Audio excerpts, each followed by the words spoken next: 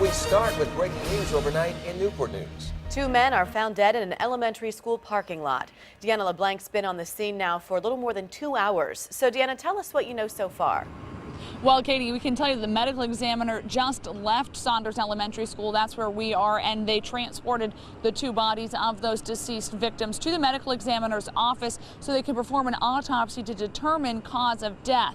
Now, here's how police found these two deceased males, who we now know are males who appear to be in their 20s.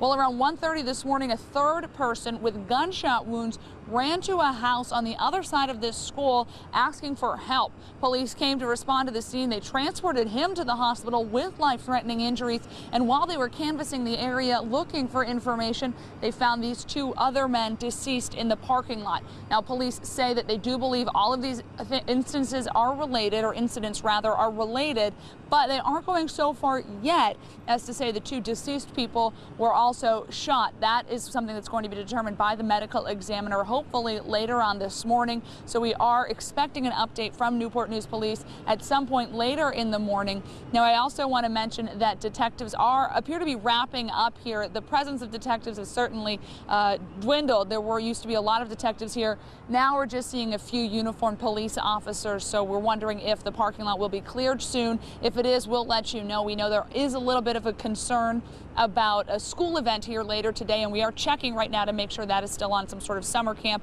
We'll put that information on wavy.com as well. Katie and Don? Hey, Deanna, in some of the video that you showed us, we saw a couple people there talking to police. Does it look like many family or friends of these possible victims have shown up to ask any questions?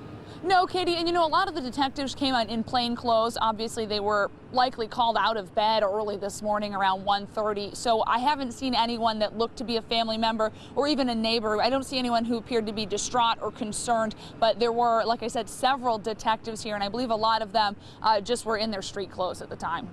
All right, Deanna LeBlanc in Newport News, thank you very much.